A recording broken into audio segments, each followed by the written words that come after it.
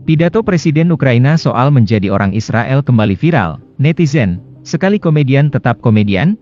Invasi Rusia membuat nama Presiden Ukraina Volodymyr Zelensky dalam kurun beberapa waktu terakhir menjadi sorotan. Termasuk soal cuitannya mengenai Israel beberapa waktu lalu usai memenangkan Pilpres Ukraina. Seperti diketahui, Volodymyr Zelensky memenangkan Pilpres Ukraina pada tahun 2019 lalu, mengalahkan petahana Petro Poroshenko. Kemudian, pada 20 Mei 2019, Zelensky resmi dilantik menjadi Presiden Ukraina. Ada satu bagian dari pidato Zelensky kala itu yang menarik dan kini kembali menjadi perhatian. Waktu itu, Zelensky berjanji untuk menjaga kedaulatan Ukraina. Kemudian, dia mengatakan bahwa rakyat Ukraina harus mencontoh beberapa negara dalam sejumlah hal. Termasuk mencontoh masyarakat Israel dalam mempertahankan tanah airnya. Kita harus menjadi orang Islandia dalam sepak bola, orang Israel dalam mempertahankan tanah kita, orang Jepang dalam teknologi, kata Volodymyr Zelensky kala itu, seperti dikutip dari Hops.id. Pernyataan pria bernama lengkap Volodymyr Oleksandrovich Zelensky tersebut kini kembali disorot oleh sejumlah warganet. Bahkan, beberapa akun mengunggah potongan pernyataan Zelensky itu sambil membagikan respons mereka.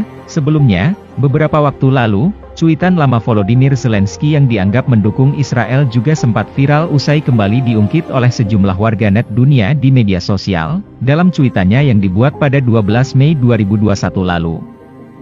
Volodymyr mengatakan agar konflik antara pejuang Palestina dan tentara Israel kala itu segera dihentikan. Langit #Israel dipenuhi dengan rudal. Beberapa kota terbakar. Ada korban. Banyak yang terluka. Banyak tragedi kemanusiaan. Mustahil untuk melihat semua ini tanpa duka dan kesedihan. Eskalasi perlu segera dihentikan demi kehidupan masyarakat, cuitnya kala itu. Salah satu balasan warganet pada waktu itu juga ada yang mendapat perhatian besar. Balasan tersebut mengatakan bahwa Zelensky akan mendapat pelajaran ketika jet Rusia menyerang kota-kota besar Ukraina nantinya. Seperti kebetulan, balasan warganet itu pun kini kejadian, Rusia menyerang Ukraina, sekali komedian tetap komedian. Anda akan mempelajarinya dengan cara yang sulit ketika jet-jet Rusia mulai menghancurkan Kiev, Kharkiv, dan Odessa, kata salah satu warganet membalas. Dalam menghadapi operasi militer spesial Rusia, Ukraina berharap mendapat dukungan dari Israel. Bermodal darah Yahudi yang mengalir di tubuhnya, Zelensky berharap Tel Aviv memberikan dukungan kepada Kiev. Namun sejauh ini, Israel dilaporkan menolak permintaan Ukraina. Duta Besar Ukraina untuk Israel Yevgen Kornichuk mengungkap ekspektasi Zelensky untuk bantuan dari Tel Aviv karena dia berdarah Yahudi. Sebagai duta besar negara dengan presiden Yahudi, saya dapat mengatakan Zelensky memiliki harapan yang lebih tinggi dari Israel daripada yang dapat diberikan Israel, ujar Kornichuk.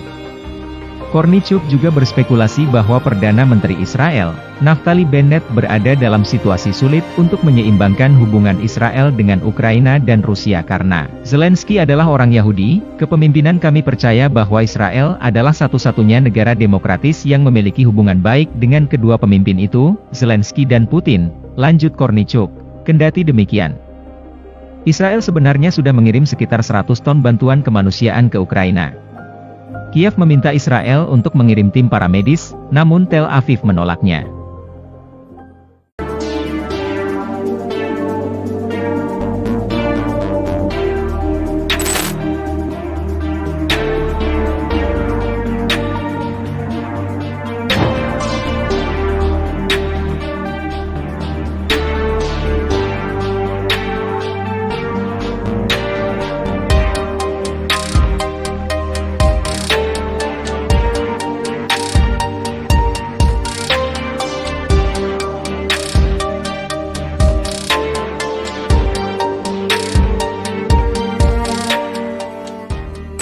Тут залишаюсь у Києві, на Банковій, не ховаючись і нікого не боюсь, стільки, скільки потрібно, щоб перемогти у цій нашій вітчизняній війні.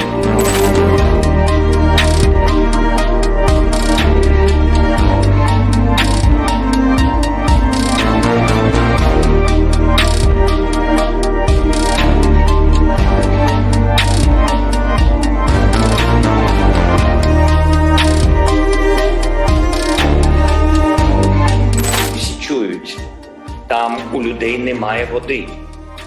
Бути чи не бути? Ви добре знаєте, це шекспірівське питання. 13 днів тому це питання ще могло прозвучати про Україну. Але зараз вже ні. Очевидно, що бути. Очевидно, що бути вільними.